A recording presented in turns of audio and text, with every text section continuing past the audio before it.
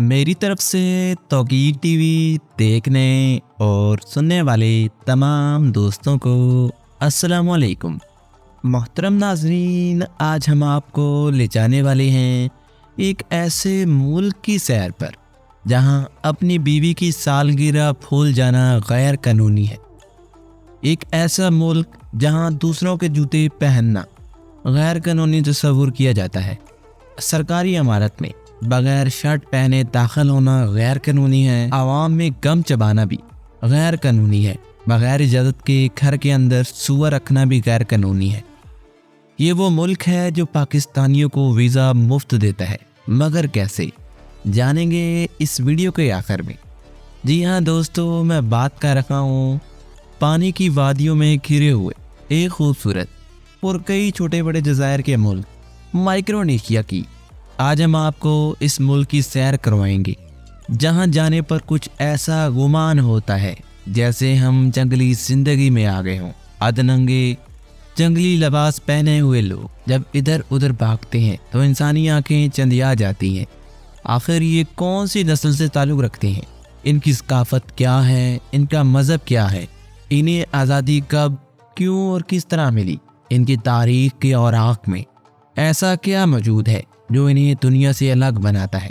ये खुश आइंदा, पुरजोश और सकाफत से भरपूर कौम है। आज हम आपको इस सरजमीन के बारे में सारी मालूमात फराहम करेंगे, लेकिन उससे पहले वीडियो को लाइक कर लीजिए, चैनल को सब्सक्राइब करना मत भूलिएगा और कमेंट सेक्शन में मेंशन कर दीजिए आपका ताल्लुक दुनिया के कौन से कंट्री से है। दोस्तों, वफाकी रियासत माइक्रोनेशिया या फिर FSM यानी कि federal state of Micronesia Oceania में एक जजीरा नुमा मुल्क है। ये 4 रियासतों पर मुश्तमिल है। यहाँ मगरिब से मशरिक तक याप, चोक, पोहनपी और कोसरे के इलाके मौजूद हैं जो मगरबी बैरुलकाल में फैले हुए हैं। इन तमाम रियासतों को तकरीबन 607 जज़ायर की सरजमीन कहा जाता है। ये इंडोनेशिया और पापुआ न्यू गिनी के शुमाल मशरिक में, गुआम और मारियानास के जनूब में, नूरू और मार्शल जज़ायर के मगरिब में, पलाओ और फिलिपाइन के मशरिक में और मशरकी ऑस्ट्रेलिया से तकरीबन 2900 किलोमीटर शुमाल में। जापान यहाँ से तकरीबन 3400 किलोमीटर जनूब मशरिक में वाक़या है। यहाँ हवाई जजीरा इसके मरकज़ी जज़ायर के जनूब मगरिब में वाक़या है। अपने क्रिस्टल साफ पानियों और सरसब्ज पौधों के साथ माइक्रोनेशिया की वफाकी रियासतें फितरत से मोहब्बत करने वालों के लिए एक अजीबोगरीब और दिलचस्प पनाहगाह है। हर जजीरा अपनी सकाफत, रवायात और तारीख के साथ एक मुनफरिद जौहर पेश करता है। आप यहाँ सरसब्ज जंगलात में पैदल सफ़र कर सकते हैं, मुतहरिक मरजानों की चट्टानों को तलाश कर सकते हैं या रतीली साहलों पर आराम कर सकते हैं।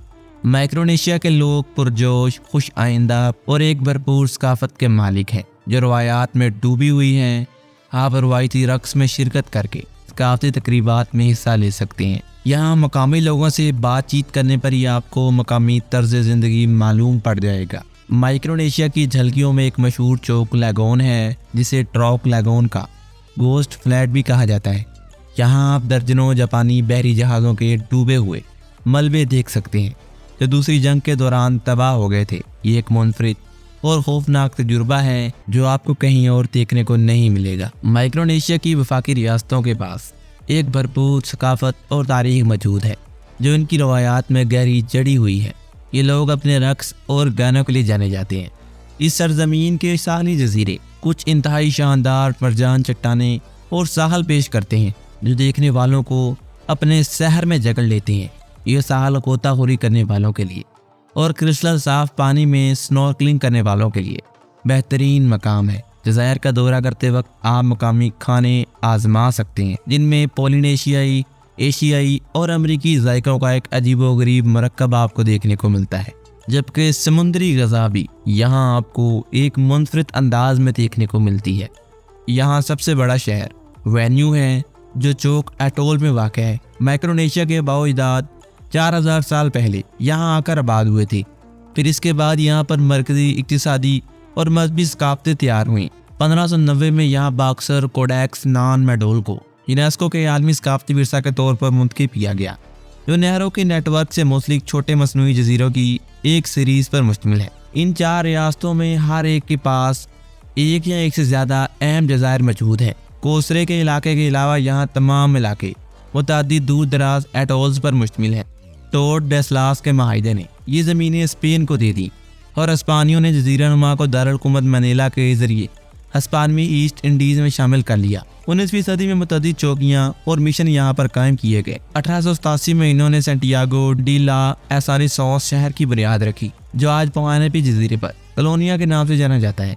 पहली जंग अजीम के दौरान इन जज़ायर पर जापान ने कब्जा कर लिया।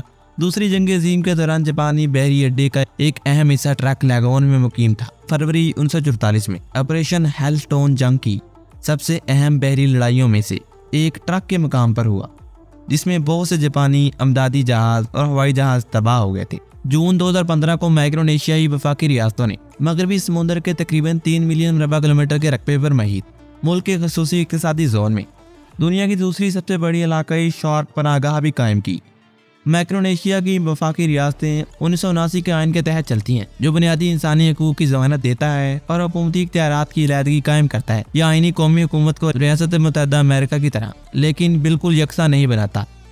यहाँ 2 ज़मीनी मालियाती खिते मुल्क की सरहदों के अंदर वाक़ हैं, कैरोलिनिया के मरतूब जंगलात और याप के खुश्क जंगलात। इस मुल्क का 2019 का फर्स्ट लैंडस्केप इंडिकेटर या फिर इंडेक्स स्कोर 7.5 आउट ऑफ 10 था, जो 172 ममालिक में इसे 37वें नंबर पर शुमार करता है। माइक्रोनेशिया में मरजान की 300 अनवा, मछलियों की 1000 इकसाम और मोलस्कस की 1200 इकसाम पाई जाती हैं।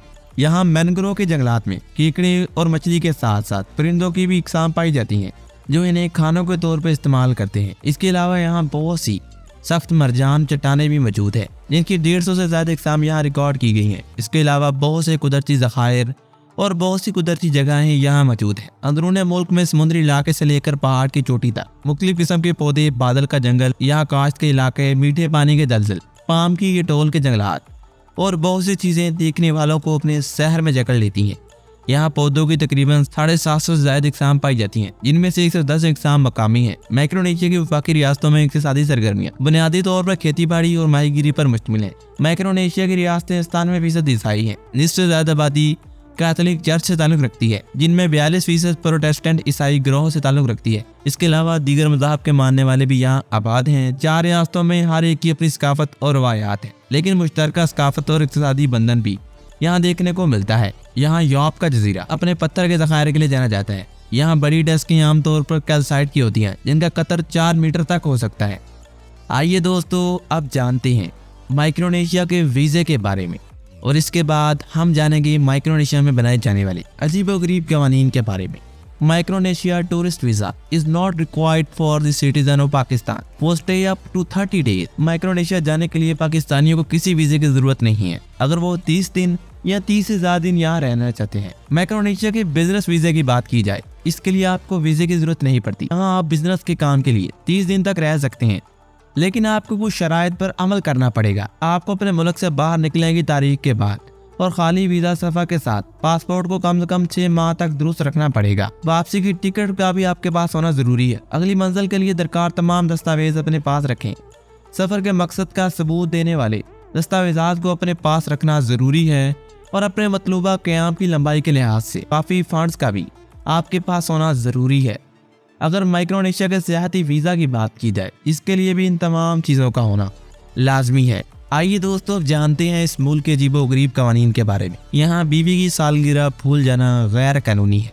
ऐसे जूते पहनना गैर कानूनी है जो किसी शख्स ने पहले पहन रखे हैं। बगैर लाइसेंस के अवामी सड़क पर गाड़ी चलाना, सरकारी इमारत में बगैर शर्ट पहने दाखिल हो जाना, अवाम में खड़े होकर गम चबाना, बगैर इजाज़त के अपने घरों में सूर रखना, लाइफ जैकेट के बगैर समुंदर में तैरना, शिकार के लाइसेंस के बगैर जंगली जानवरों का शिकार करना, परमिट के बगैर सरेआम हथियार लहराना, कानून के जरिए महफूज करदा किसी भी जानवर या पौधे की नस्ल को जमा करना या इसकी खरीदो फरोख्त करना, अवामी मकामात पर बिला वजह शोर मचाना, चीज़ों को दूसरे लोगों पर या हवा में फेंकना, कौमी परचम की बेहरमती करना, गुरूब आफ्ताब के बाद हेडलाइट्स के बगैर गाड़ी चलाना, कचरा समुद्र या साहल में फेंकना, शराब या मंशियात के जरिए सर गाड़ी चलाना, बगैर लाइसेंस के अल्कोहल वाले मशरूबात बनाना या बेचना, ड्राइविंग के दौरान सेलुलर फ़ोन का इस्तेमाल करना, मरजान की चट्टानों को नुकसान पहुंचाना या हटाना, खतरे से दो चार प्रजातियों का शिकार करना,